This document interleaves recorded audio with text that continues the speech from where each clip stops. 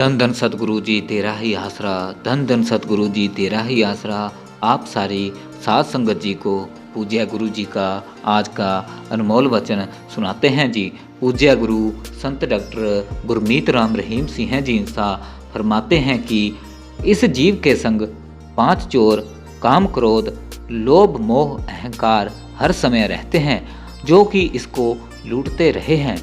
उनसे डर कर जीव जंगलों में जाकर बैठते हैं, ताकि हमें कोई संसारिक वस्तु दिखाई न दे और न ही हमारा मन उतर जाए। जिस समय कुत्ते को बिल्ली दिखाई देती है, उसी समय वह उसके पीछे भौंकता और दौड़ता है। इस प्रकार माया बिल्ली है और मन कुत्ता है। जिस समय यह मायावी पदार्थों को देखता है, उसी समय उसकी ओर खींचा हुआ चला जाता है।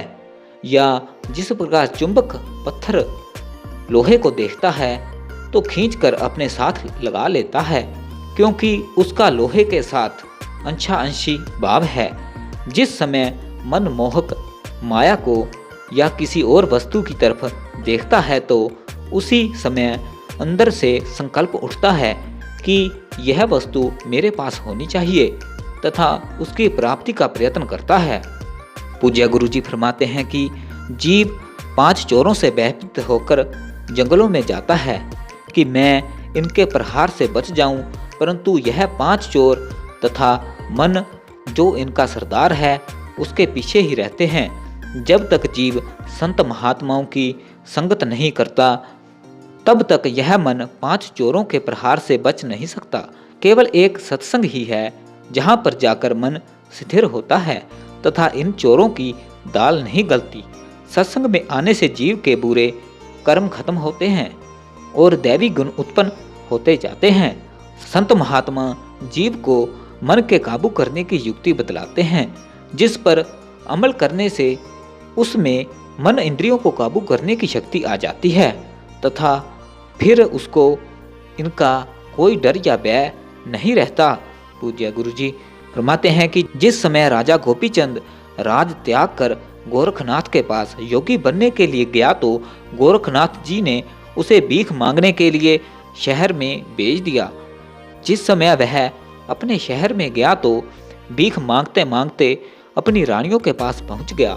रानियों ने अपने सारे गहने कपड़े और जो कुछ भी था वह राजा को दे दिया।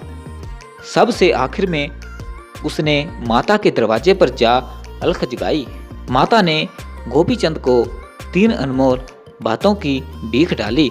पहली यह कि नरम से नरम बिस्तरों पर सोना, दूसरी यह कि स्वादिष्ट से स्वादिष्ट भोजन खाना, तीसरी यह कि मजबूत किले में रहना।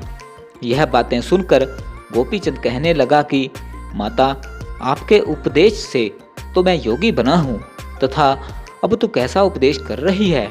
यह देख माता, जंगलों में मजबूत किले, स्वादिष्ट भोजन और नरम बिस्तरे कैसे मिल सकते हैं। वहाँ पर सूखे टुकड़े खाने और नीचे भूमि पर लेटना तथा रहने के लिए कोई घास फूस की झोपड़ी तो शायद मिल जाए, नहीं तो वृक्षों के नीचे ही रहना पड़ेगा। तब माता कहने लगे कि हे योगी, तू मेरा मतलब नहीं समझा। मेरा मतलब है कि तू रात दिन जागते रहना। जिस समय नींद अधिक तंग करे तो तुम्हें गिरा दे, तो वहीं पर सो जाना।